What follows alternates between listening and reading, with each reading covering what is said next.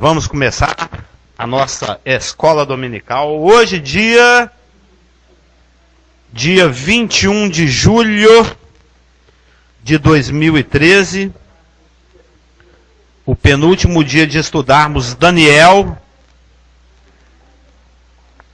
E quem trouxe a apostila de Daniel pode abri-la. Bom dia. A minha pretensão era até imprimir mais apostilas para esse... A minha intenção era... Bom dia, pastor Cliff Vicente. Vai bater mais palma hoje? Penúltimo dia de Daniel. Eu e o Rafael já rimos demais com aquele episódio.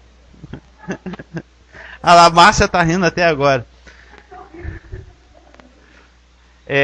Os irmãos podem abrir comigo em Daniel, capítulo 11. E a pretensão era até trazer mais alguma das apostilas, só que a semana passada acabou a folha, essa semana acabou a tinta. Eu fui imprimir ontem, mas como domingo domingo que vem ainda é o último dia de Daniel, aí eu trarei para os irmãos, eu vou seguir eu devia ter seguido o conselho do Rafael. O Rafael falou, xeroca. É mais fácil. Talvez até mais barato, né? Não sei. E hoje é o último dia em que realmente faremos uma preleção a respeito de Daniel. É bem provável que semana que vem nós vamos varrer alguns versículos, que é o propósito. Semana que vem encerraremos Daniel. Semana que vem encerraremos Daniel. Eu e o Rafael já rimos demais. Encerraremos Daniel. Então a proposta, os irmãos, se tiverem semana, já podem dar uma varrida em Daniel, relerem os seus alfarrábios, as suas anotações, para verificar se tem alguma coisa que gostaria que desse uma piada, alguma dúvida que ficou, viu, Marcelo? Daniel 1, 2, 3, 4, 5, 6, 7, 8, 9, 10, 11, 12, qualquer pergunta, e se for possível a gente esclarece aqui no domingo que vem. O propósito, inclusive, principal é o que é que nós aprendemos com a pessoa de Daniel. Então os irmãos meditem nisso ao longo da semana. O que é que a gente pode aprender com a pessoa de Daniel? Ele era uma pessoa muito carnal, muito mundana, pouco comprometido com a palavra de Deus e com o destino de Israel. Não é essa a impressão que ele passa? Ele era uma pessoa exatamente ao contrário disso tudo. E, como já foi dito algumas vezes, Daniel, capítulos 10, 11 e 12, formam um conjunto. Sendo que em Daniel, capítulo 10, foi dada uma contextualização da situação na qual Daniel recebeu a revelação. Revelação essa que se encontra em Daniel, capítulos 11, 2... Daniel capítulo 11, 2 até 12, 3. Então, o que vem antes no capítulo 10, 1 a 11, 1, é em que situação Daniel recebeu a revelação. Estava na beirada do rio Tigre, tinha um anjo em cima da água, um anjo de um lado da margem, outro lado do outro da margem. Existe uma discussão se isso foi uma teofania ou se isso foi um anjo muito poderoso que estava ali. Mas, de qualquer maneira, é uma revelação vinda da parte de Deus, via angélica, né, através de uma instrumentalização angélica. Então, o capítulo 10, 1 a 11, 1, mostra esse contexto em que ele recebeu a revelação. Do 11, 2 a 12, 3, temos a revelação propriamente dita, e depois os últimos versículos do capítulo 12 são mais algumas perguntinhas. Daniel era meio assim como que o Carlos Augusto. Acaba a escola dominical, onde começa, ele já está te cercando. Lembra lá no estúdio de quinta-feira, o Cliff? Uau! O Cliff até assustou. Eu falei assim, eu já revi aquela gravação também, vai.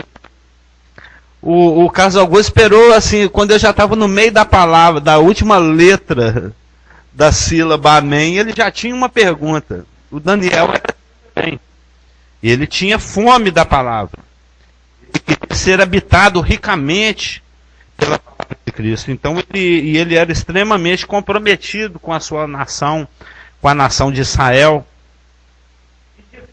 Essa preocupação dele, porque Israel estava no cativeiro, estava retornando do cativeiro. Os 70 anos de cativeiro babilônico, que Israel é um povo, é uma promessa que não tem nas caixinhas, né, de promessa que a gente compra por aí, mas todos aqueles que quiserem viver piedosamente em Cristo padecerão perseguições. Israel, por estar ligado a Deus, por ser o instrumento de Deus para a realização dos seus propósitos, da sua vontade, ele é intensamente atacado por Satanás. Haja visto que Israel ficou 400 anos escravo no Egito. 400 anos escravo no Egito. 70 anos cativo na Babilônia. Desde o ano 70 até o ano, desde o dia 22 de agosto do ano 70 até o dia 13 ou 14 ou 15 de maio de 1948. Qual que é a datinha, certo? Eu vivo confundindo. Desde 22 de agosto de 70. 22 de julho de 70. Amanhã faz aniversário da destruição de Jerusalém. Desde o dia 22 de julho do ano 70 até o dia 14 de maio de 1948, ou seja, por 1878 anos esparramado no planeta. Eu creio que foi no dia 22, se eu me lembro bem assim. É porque essa data é a data em que o judeu comemora a desgraça. É o dia da desgraça, sabia? É o dia 9 de Ab. É o dia mais funesto, mais triste, mais trágico na história do judeu, porque os judeus ficaram espantados. Jerusalém foi destruído no ano 70, no mesmo dia em que ele foi destruído no ano 586 por Nabucodonosor. E todas as tragédias de Israel estão relacionadas ao dia 9 de Ab. Eles comemoram, eles não festejam, eles choram e acendem vela durante 24 horas para lembrar das desgraças da vida. A gente devia ter também o dia da desgraça, né? Eles têm. É o dia da tragédia. É o dia da destruição, é o dia da morte, é o dia do azar, que foi exatamente o dia 9 de Ab. Como é que é interessante. Eu já estudei muito sobre isso, eu gosto muitíssimo desse assunto. O dia 9 de Ab foi o dia em que os espias voltaram daquela comissão que Josué fez, e que os 10 espias falaram assim, Deus não está com nada não. Ele não vai conseguir dar essa terra para nós. A gente era igual aos nossos próprios olhos, né? Não adianta tentar conquistar essa. 6 milhões de pessoas saíram do Egito, só 2 que entraram na terra prometida, Josué e Caleb. Foram os 2 únicos que acreditaram. E foi nesse dia 9 de Ab que Deus falou, esse dia vocês vão lembrar dele para sempre.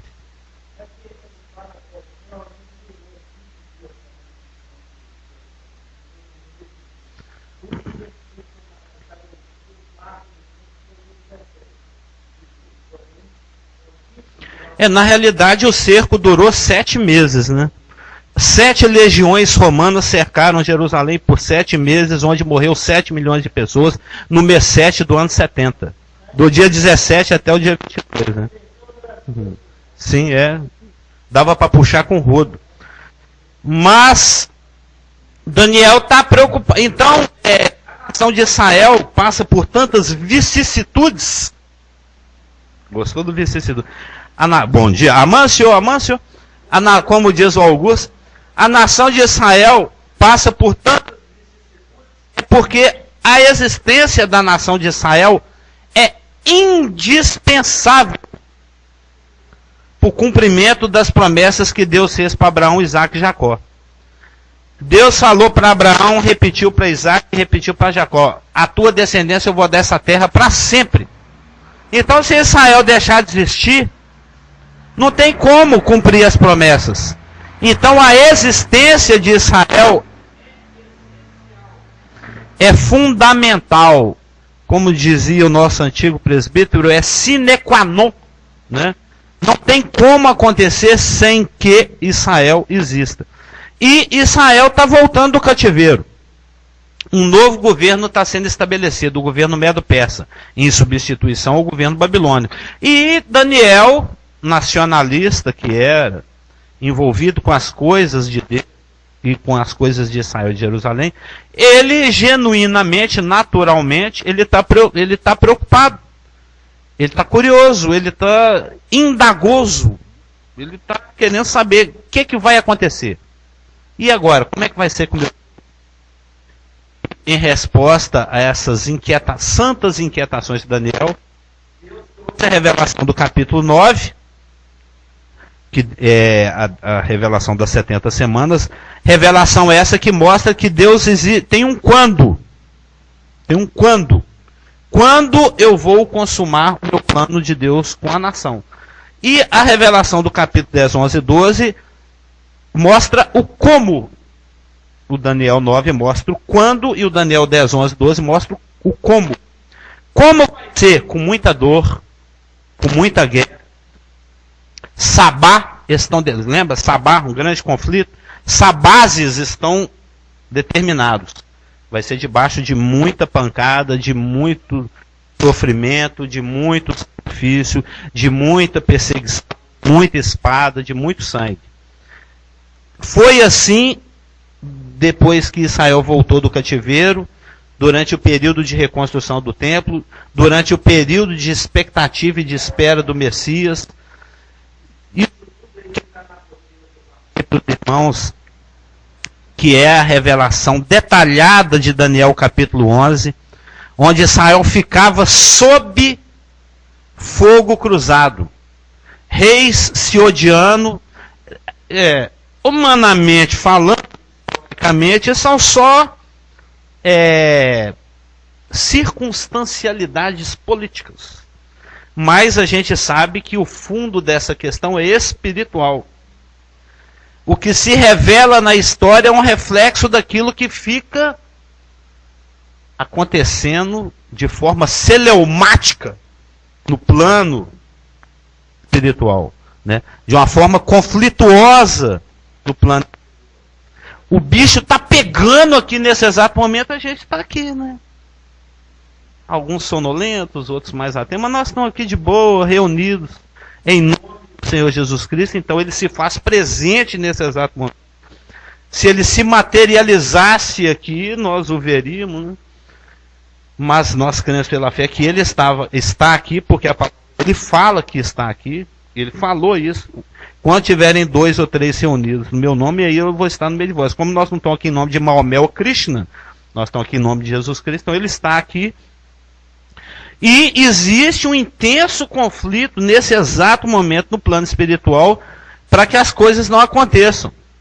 O fato do irmão Fred estar chegando ali é sinal de que muita coisa aconteceu nos ares de conseguir chegar aqui. Porque Satanás deve estar fazendo de tudo para que ele não chegue aqui.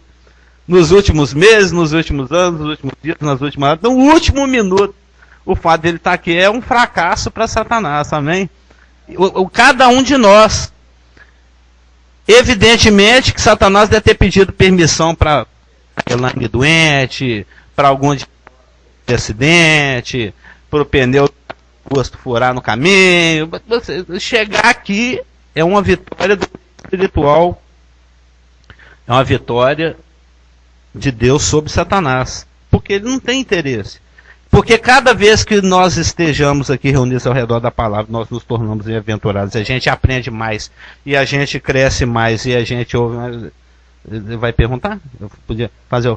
Todos os irmãos que vão fazer uma pergunta, isso foi determinação lá da reunião, poderia ser o microfone para ficar registrado. Porque depois o nosso irmão Marcelo fica ouvindo as gravações, ele não ouve as perguntas, né? Ou seja, porque a fé vem pelo ouvir a palavra de Deus. Então estarmos ouvindo aqui a palavra de Deus está aumentando a nossa fé. E nos conformando à imagem de Cristo. E fazendo com que ela... Você está falando que o conflito que está acontecendo no mundo espiritual, Satanás sempre tem que pedir permissão. Sim, isso está ensinando no livro de Jó. Isso é ensinar no livro de Jó, é ensinar que a passagem que falou, ô Pedro, Satanás queria te peneirar, mas eu intercedi. Quer dizer que se meu pneu furar, alguma coisa acontecer, ele teve que pedir primeiro permissão a Deus para isso acontecer. Quer dizer que nada vai acontecer comigo se Deus não permitir. Exatamente. Esse é o ensino claro. Ninguém entra na sua casa se não pedir sua permissão. Ou o cara vai entrando assim, vai... O cara que você nunca viu. O cara vem lá de... Itacoaquecetuba. Ele vem lá de Pindamonhangaba. Falei, eu vou sair aqui de Pindamonhangaba, eu vou lá em Belo Horizonte, lá no bairro da Floresta, eu vou entrar dentro da casa daquele rapaz, vou abrir a geladeira dele e vou tomar o quisuco dele. Ele tem que ter uma permissão, evidentemente. Nós somos propriedade de Deus. Pedro, várias outras passagens ensinam isso. Tudo acontece sob e debaixo da permissão divina. Que é o assunto da apostilinha aí, os irmãos podem ler. Ainda que as ações de cada um desses reis, ela foi de responsabilidade pessoal, tudo foi sob a permissão de Deus. A revelação Pode perguntar. Senão eu vou começar uma sequência de raciocínio só daqui 20 minutos. Né? É porque a Marta fez um comentário comigo ali. Exatamente na hora que a gente estava terminando aqui, ela falou, você sabia disso? E eu comentei com ela que Deus tem o controle de todas as coisas. Sim, evidentemente. E expliquei para ela rapidamente que eu quase bati o carro hoje quase 3 vezes. Te falei. Deus tem vai moldando, como foi as minhas palavras para com a Marta. E estou compartilhando só porque eu acho que é interessante compartilhar isso também, mesmo porque o nosso amigo ali, o Carlos Augusto, fez a pergunta nesse sentido. Então Deus, seja bom ou mal, Ele tem o controle. Eu fiquei agitado, tentei conversar com Deus novamente, questionei algumas coisas que certamente Ele vai, com o tempo, esclarecendo e confirmando e fazendo com que ande na linha. Porque, de fato, o nosso interesse de todos nós é a prática da palavra escrita. A conformação de cada um, do caráter de cada um de nós, a imagem e ao caráter. Caráter significa a impressão que se dá. É isso que significa no grego. A palavra caráter no grego é carácter. Né? É a impressão que se provoca, que se traz. Né? Então, Daniel... Essa profecia, Daniel 11:2 a 12:3, ela pode ser dividida em 3 partes. A primeira parte, que vai de Daniel 1:2 até Daniel 11:2 até Daniel 11:20, ela diz respeito aos conflitos que houveram entre os sírios, aquele irmão é sírio, né, que nos visitou, entre os sírios que habitavam ao norte de Israel, sob o comando dos Seleucidas, que são os descendentes de Seleuco, um dos 4 generais de Alexandre. Lembra? Alexandre conquistou meio mundo, mas morreu cedo.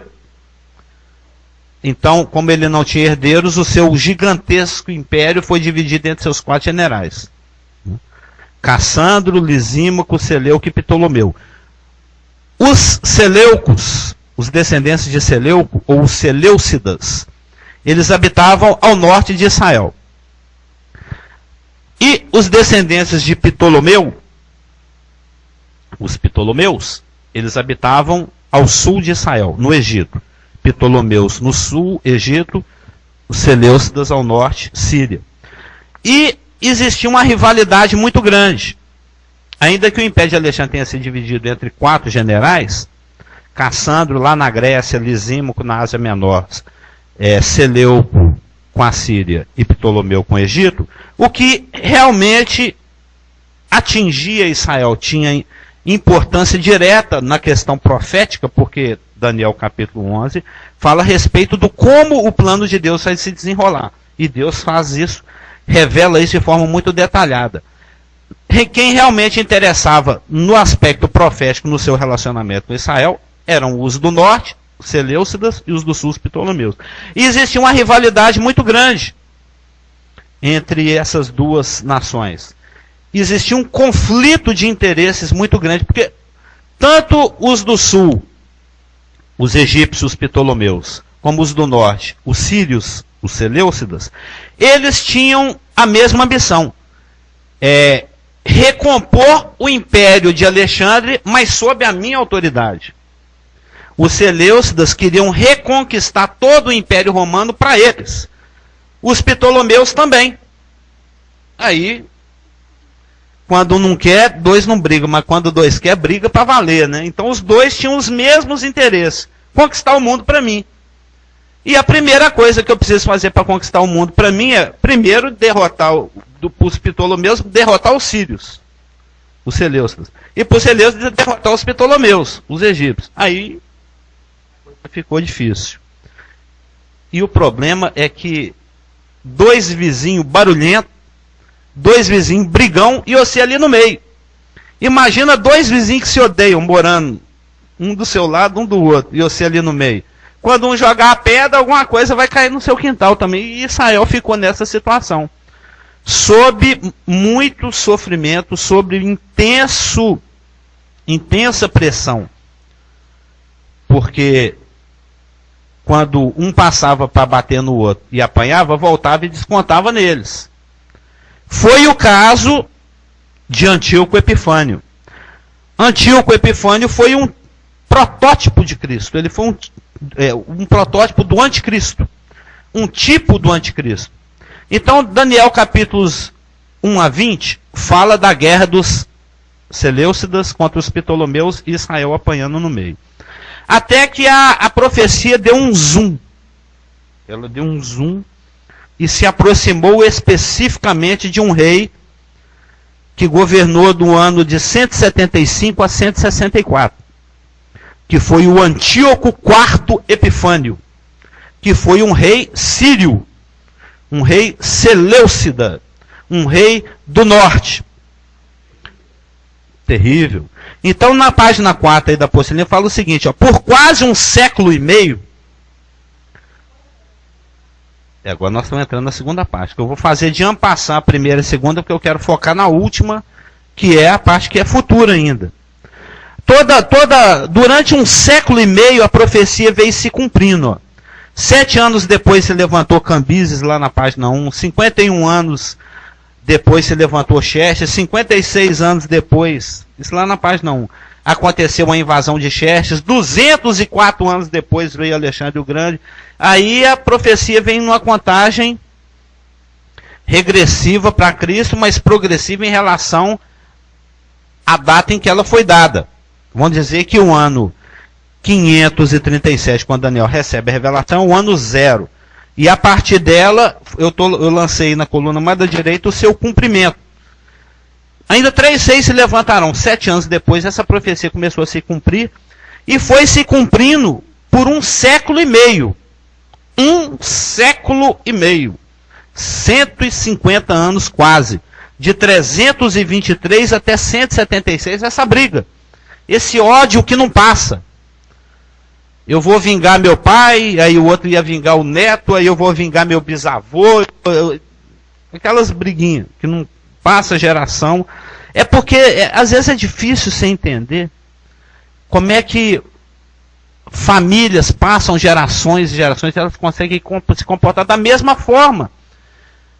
Como é que um time de futebol é fundado há 100 anos atrás e essa geração joga e tem a mesma atitude que 100 anos? Porque é o mesmo demônio. O mesmo demônio que punha isso na cabeça daqui, põe isso na cabeça desses aqui também. Porque eles não têm Cristo, eles estão debaixo da manipulação de Satanás. Por isso que o time não perde a característica, é o mesmo demônio padroeiro que estava lá, está aqui. Por isso que o cara que briga aqui hoje, ele briga igual o tataravô dele, porque é o mesmo demônio que projetava as obras da carne e o ódio no coração dele, é o que projeta hoje. Não muda. E durante um século e meio depois da morte de Alexandre o Grande, o Oriente Médio foi cenário de intensas e odiosas guerras entre os seus sucessores, os seleucidas e os ptolomeus, que afetaram diretamente Israel. Mas o pior ainda estava por vir. A carreira de Antíoco IV Epifânio, que foi um rei seleucida. A profecia concernente a esse rei se encontra em Daniel, versículos 21 a 35. 21 a 35. Aí os irmãos com a apostila. Para quem não tem apostila, é porque na semana passada tinha acabado a folha, essa semana acabou a tinta. Eu ia trazer para os irmãos que eu não trouxe na semana passada, por cima, mas na semana que vem eu vou trazer, eu vou seguir o conselho do Rafael, eu vou xerocar, mais fácil. God bless you. Não é assim que fala? God bless you. Então, Daniel 11, 21 a 35 fala da carreira desse rapaz. Esse rapaz, como se diz, ele não era flor que se cheire. Ele era inescrupuloso, ele era manipulador, ele era assassino, ele era genocida na realidade. Mais do que assassino, ele era genocida. Odiava, extremamente antissemita. Ele é exatamente uma parte daquilo que o anticristo vai ser na tribulação. E a carreira dele se cumpriu do ano 170 para 174. Foram 11 anos de governo que esse infeliz teve. 175 a 164. Ele perturbou muito Israel. Os irmãos leiam aí depois nas páginas 4, 5, 6. Aí na página 6 tem o seguinte comentário. O fato das Escrituras dedicarem 24 versículos. O fato das Escrituras dedicarem 24 versículos a esta pessoa, Antíoco IV Epifânio, que versículos são esses? Ele também aparece em Daniel 8, de 9 a 14. Ele é um chifre pequeno também. Chifre é poder. Né? Ele é uma pessoa dotada de poder, dotada de capacidade, permissividade, permissão para fazer as coisas. Ele aparece nas Escrituras em Daniel 8, de 9 a 14, em Daniel 8, 23 a 25, e aqui na nossa porção, que é Daniel 11, de 21 a 35. Então, o fato das Escrituras dedicarem 24 versículos a essa pessoa, revela a sua importância como protótipo do anticristo escatológico, que nessa profecia vai ser chamado de rei soberbo. A respeito do anticristo, a revelação com relação ao anticristo nessa profecia é dada nos Daniel capítulo 11, 36 a 45, que é onde eu pretendo me deter mais um pouco hoje. Por quê? Tudo isso que aconteceu, esses 35 versículos que foram dados, que a gente acabou de citar aqui, dizem respeito a profecias que já se cumpriram. Quando Daniel recebeu essa revelação sob o governo do rei persa Dário e Ciro, no ano 537, faltavam 373 anos. 373. Se os irmãos têm uma ideia, para a gente adivinhar 6 números que dá na loteria, com 3 dias de antecedência, você tem uma chance em 53 milhões. Né? Isso é só, tem uma matéria em matemática, quem está fazendo Enem, estudando mais recente, que na cabeça de muitos isso já esqueceu, né? Chama análise combinatória. Vocês aprenderam isso. Você deve estar aprendendo. Eu não esqueço porque eu gosto. Eu não deixo essas coisas passar na cabeça. Mas muita gente já nem lembra, né? Análise combinatória. Ou seja, é quando você cruza as possibilidades para determinar... Você cruza o que você tem de dados para determinar a possibilidade de uma coisa acontecer. A possibilidade de você acertar, ou adivinhar, ou prognosticar uma sequência de 6 números que vai acontecer daqui 3 dias. É de uma, quando você vira o volante da loteria, está lá, é uma chance em 53 milhões, não sei o que lá, 1000 e blá blá blá. Uma chance em 53 milhões! É muito pouca chance. É um iludido quem joga nisso. É um idiota quase. Né? Ele está dando o dinheiro dele para os outros. Vai que se eu jogar 53 milhões de vezes, pode ser que eu acerte. Né? Eu vou ter que jogar por 53 milhões de semanas. Ou seja, traduzindo, você não vai ganhar nunca. Né?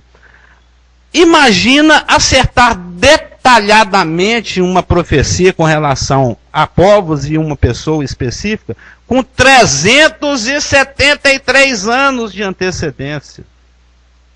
A gente não consegue adivinhar, né? Nem o que vai acontecer o mês que vem, hoje, de tarde.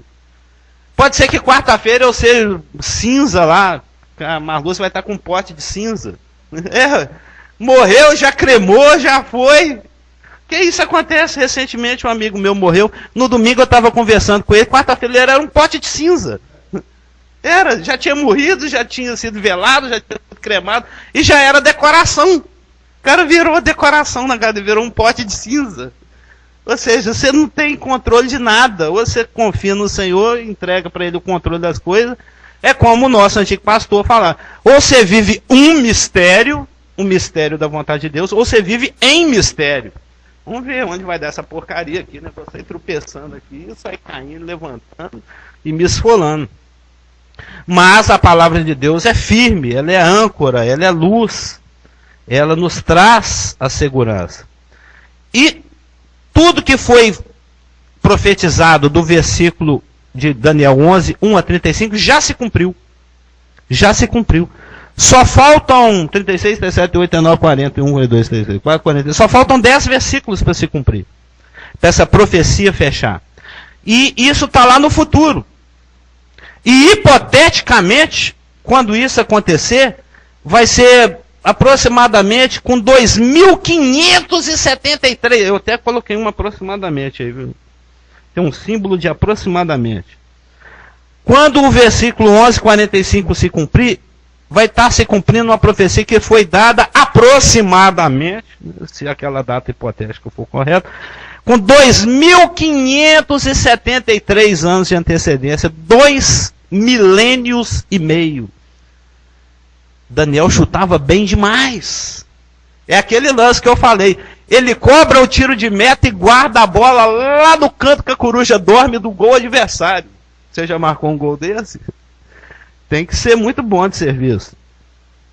O Maradona e o Pelé tentaram marcar de meio de campo e não conseguiram. Quanto mais do tiro de meta, né? Lembra aquela Copa que o Maradona até deu soco no chão? Que ele tentou marcar um gol de meio de campo? Podia ter marcado, né? Mas, que eu era fã dele. O fato das escrituras dedicarem 24 versículos a essa pessoa, o Antíoco Epifânio, que viveu lá no ano 175, governou no ano 175, que trouxe cumprimento às profecias de Daniel quase 400 anos depois que Daniel recebeu, ele revela sua importância como protótipo do anticristo escatológico, que nessa profecia vai ser chamado de rei soberbo, por alguns motivos. 1, 2, 3, 4. Por 5 motivos. Porque eles são iguais em seu ódio e perseguição contra o povo judeu. Porque eles são iguais. O Antíoco Epifânio, o protótipo, já morreu lá no ano 200 a.C. E o anticristo que ainda está no futuro, provavelmente ele já vive, já respira conosco, né? Ele já deve estar por aí. Em seu desafio à palavra de Deus, em seu ódio e perseguição contra o povo judeu, eles são iguais nesse sentido, por isso que um é protótipo do outro. Em seus enganos e iniquidades, em sua pretensão de divindade, ambos pretendiam ser chamados de Deus. Eles se achavam Deus. Aliás, um se achava, o outro vai se achar, né? Um está no passado, o outro está no futuro. Tem moedas da época de Antíoco Epifânio, em que a frase lá é Deus encarnado. Deus encarnado. Ele se julgava o cara. Como é que o cara chega nesse delírio, né? Eu acho que esse tem explicação psicológica, deve ser químico, não sei. O cara achar que é Deus só pode ser um problema mental, porque o cara não age, ele tem certeza, ele age como se fosse mesmo. O cara mandar cunhar uma moeda falando, ó, Deus encarnou, sou eu, né? Tem uns que pensam que é Napoleão, tudo bem, mas ser Deus.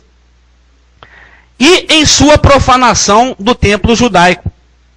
Ambos profanam o templo judaico. Antíoco Epifânio, no ano 160 e tal, ele entrou em Jerusalém cheio de ódio. Ele tinha tomado uns cocão dos Ptolomeus, porque os Ptolomeus tinham o apoio de Roma. Roma estava crescendo em poder naquela época, e eles perceberam que os Seleucidas eram mais ameaçadores para ele do que os Ptolomeus. Aí eles apoiaram os Ptolomeus. E os Seleucidas, né, liderados por Antíoco Epifânio, vieram contra os egípcios, os Ptolomeus, e Roma deu apoio para os Ptolomeus. Aí ele teve que bater em retirada, senão ele ia apanhar. Ele saiu correndo para não apanhar. Na volta ele estava morrendo de ódio, e vai descontar em quem? No judeu. Ele chegou, foi passando espada em mulher grávida, matando criança, matando mulher, matando velho. Ele era covarde. Só matando os mais fraquinhos.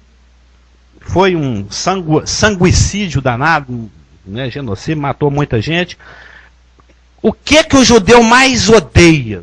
Idolatria, ídolo. Pega uma estátua de Zeus, arranca o altar do holocausto, colocou uma estátua de Zeus no lugar do altar do holocausto, chutou a cortina do Santo dos Santos, entrou lá dentro, pegou uma porca e sacrificou em cima da Arca da Aliança. É isso que ele fez. Ou seja, ele queria ofender mesmo, ele queria demonstrar ódio. E isso nas Escrituras, em Daniel 8:13 e 11:31, é chamado de a abominação desoladora, que vai se repetir na tribulação, com a pessoa do anticristo. O anticristo escatológico, o rei soberbo, a besta, o rapaz aqui que a gente já conhece. Ou seja, ambos praticam essa insanidade. Antíoco Epifânio no passado e o rapaz lá no futuro, a besta, o anticristo escatológico. Então, Daniel capítulo 11, versos 36 a 45, fala da parte da profecia que não se cumpriu. A parte da profecia que não se cumpriu, que é o anticristo escatológico, que está no futuro. Vai acontecer daqui a pouquinho. Não, e interessante que essa questão do Antíoco Epifânio, que ele fez uma fogueira no meio de Jerusalém com todos os escritos de hebraicos. E ele, além de matar a porca, né, ele, como você falou, ele foi um homem terrível. Ele proibiu o culto judaico, era proibido ler a Torá. E isso deu um início de uma festa judaica que é comemorada até hoje, porque no a festa das luzes, o Hanukkah. 165 a.C. foi quando aconteceu isso. 2 anos depois, Judas Macabeus, ele fez a purificação do lugar, dando ao início a festa das luzes. É o Hanukkah, que é comemorado no dia 25 de dezembro todos os anos pelos judeus. É chamada de festa das luzes porque só tinha azeite.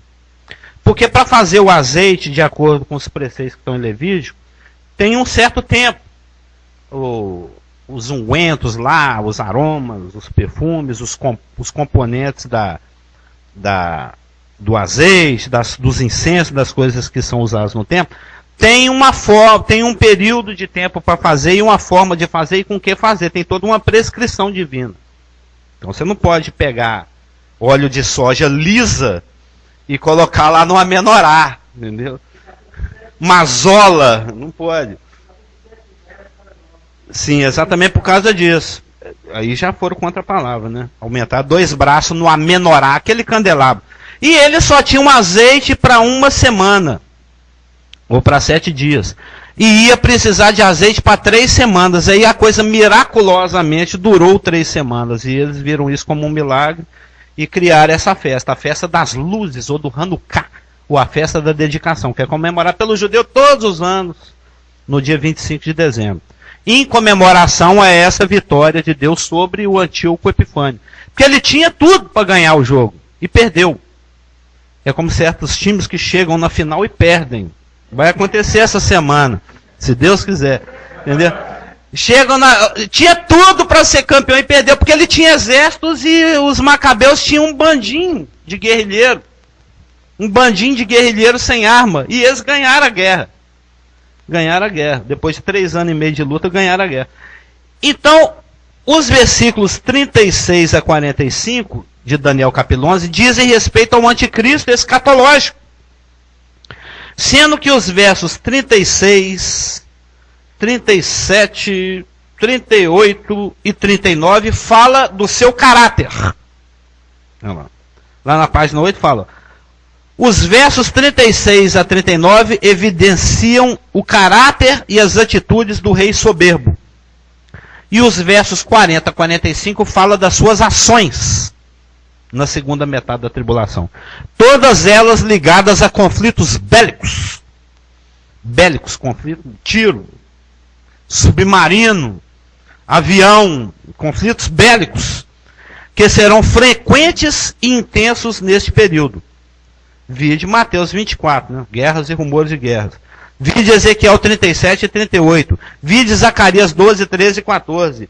Vide Joel 3. Vide Apocalipse 16. Vide Apocalipse 19. Vide Mateus 24. Ou seja, guerras. Na realidade, o Deus desse rapaz vai ser a guerra. A apostila, ela fala muito bem disso. Eu procurei fazer uma coisa mais trabalhosa para explicar bem esses versículos, que é fácil a nossa exiguidade de tempo, não sei se é possível.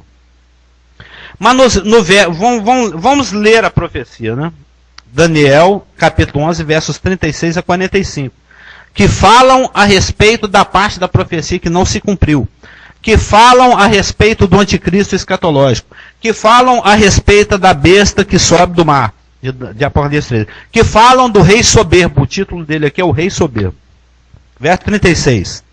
Este rei fará segundo a sua vontade, e se levantará, e se engrandecerá sobre todo Deus, contra o Deus dos deuses, falará coisas incríveis, e será próspero, até que se cumpra a indignação, porque aquilo que está determinado será feito. Observe que de 36 a 39 fala do caráter dele. Não terá respeito aos deuses de seus pais, nem ao desejo de mulheres, nem a qualquer deus, porque sobretudo se engrandecerá. Mas, em lugar dos deuses, honrará o Deus das fortalezas. A um Deus que seus pais não conheceram, honrará com ouro, com prata, com pedras preciosas e com coisas agradáveis. Com o auxílio de um Deus estranho, agirá contra as poderosas fortalezas, e aos que o reconhecerem, multiplicar-lhes-á a honra, e fá-los-á reinar sobre muitos, e lhes repartirá a terra por prêmio. Agora vem as suas ações. No tempo do fim, o rei do sul, que é uma liga árabe, lutará contra ele, e o rei do norte, que é a congregação de Gog e Magog, arremeterá contra ele com carros cavaleiros e com muitos navios. Isso é na exata metade da tribulação. E entrará nas suas terras, e as inundará e passará. Aí vem a reação ao ataque combinado da Liga Árabe com os países russos, né, com os países do Cáucaso, lá no meio da tribulação. Ele entra também na Terra Gloriosa, e muitos sucumbirão, mas do seu poder escaparão estes, Edom e Moabe e as primícias dos filhos de Amon, alguns países vizinhos ali de Israel. Estenderá a mão também contra as terras, e a terra do Egito não escapará. Apoderar-se-á dos tesouros de ouro e de prata e de todas as coisas preciosas do Egito. Os líbios e os etíopes o seguirão. Os líbios e os etíopes vão trair a Liga Árabe, né? Mas, pelos rumores do Oriente e do Norte, será perturbado, e sairá com grande furor para destruir e exterminar a muitos. Armará as suas tendas palacianas entre os mares, o Mediterrâneo morto, lá em Jerusalém, contra o glorioso Monte Santo, mas chegará ao seu fim e não haverá quem o socorra. Então esse rei tem 4 ações. Está no verso 36. Ele faz segundo a sua vontade. Ele levanta e se engrandece sobre todo Deus. Ele fala contra o Deus dos deuses, aí é o Deus verdadeiro, e ele é próspero. Existem profecias, aí na coluna cumprimento, né? As revelações dadas nesse verso correspondem a outras que são dadas em outros textos das Escrituras. O fazer segundo a sua vontade tem correspondência em Daniel 7,25. O se levantar e se engrandecer sobre todo Deus tem correspondência em Daniel 7,8, em 2 Tessalonicenses 2. Em 2 Tessalonicenses 2 fala: se levanta e se opõe contra tudo que se chama Deus ou é objeto de culto. Ou seja, o que está no verso 36 tem correspondência em, eu coloquei aqui uns 12 ou 13 ou 14 versículos de outras passagens, que elucidam, ampliam, corroboram, confirmam e testificam as revelações dadas no 36. Eu estou achando interessante porque eu estou ali que pensar bom que tá com os meus não botões. Tá achando né? como é que é? Maçante, qual que foi a palavra? Monótono. Essa questão dos árabes, que eu periodicamente também penso neles, assim, eu acho maior barato, né? Aquela fala do barato. Porque eles são... Barato sai caro. É por causa daquela questão que vem desde os dois filhos, né? Um da descendência que deu início à descendência árabe, que não era o filho da aliança específico para aquelas coisas todas. São semitas, mas não são... Semitas, né? Isaquitas, né? Isaquitas. E é interessante porque a gente também deve até, inclusive, com mais frequência, orar também por eles, que apesar de não serem os da promessa, são também descendentes de Abraão. Sim. E vão participar das bênçãos milenárias. E isso é muito interessante porque nessa colocação que você faz a respeito das grandes guerras, aliás, eu quero dizer que eu gostei do submarino, você sabe disso, eu acho mais barato. Mas essa questão, Satanás vai usar, quando se fala que Satanás vai usar os gentios para tentar derrubar o povo escolhido, ele é interessante nesse ponto, porque ele, pelo que agora me deu uma outra visão. Me parece então que ele vai usar o parente mais próximo. Sim. E isso deve ter alguma conotação um pouco maior, deve ter uma amplitude muito maior do nosso... Por isso falou sobre isso, que o inimigo mesmo se encontra em casa. É interessante isso, né? Quer dizer, o árabe vai dar início. Os irmãos, aquele irmão que é declarado aí, que é um cara difícil, é o cara que vai ralar e vai viver fronteiro, e que hoje está... Esaú, né? E que hoje está abençoado, porque a benção também, de certa forma, espalhou, é um povo riquíssimo. A Arábia Saudita hoje é um império. É o maior produtor de petróleo do planeta. Depois acho que vem o Iraque, depois Venezuela. Então, quando os irmãos leem nos versículos 40 a 45, são versículos que falam das movimentações táticas, dos ataques e contra-ataques que vão acontecer dentro da tribulação. Para resumir, depois eu peço que os irmãos deem uma olhada na apostila, que eu tentei colocar de uma forma bem explicadinha aí, que é eu particularmente sou apaixonadérrimo com Daniel 11, 40 a 45, porque é uma das poucas passagens nas Escrituras que jogam luz para acontecimentos geopolíticos que ainda resta para acontecer. Porque as guerras que estão descritas do 1 ao 35 já aconteceram. E a gente tem o privilégio de ler o jornal de daqui não sei quantos anos. Quando você abre Daniel 11, 40 a 45, você está lendo o jornal que vai ser publicado daqui 10 anos, 20 anos. E isso um dia vai estar nas manchetes de jornal. Vai estar nas manchetes. E já está aqui na Bíblia, ó, muito tempo. Desde o ano 537 a.C. Tem 2.500 anos que isso já está escrito. A gente já tem um jornal que nem foi escrito. Isso vai acontecer. Todas essas guerras, todas essas movimentações bélicas que vão acontecer aqui. Mas o interessante, aí na semana que vem, eu vou deixar só para pegar alguns minutos, porque eu sei que... Porque a proposta na semana que vem é que os irmãos tragam as suas dúvidas.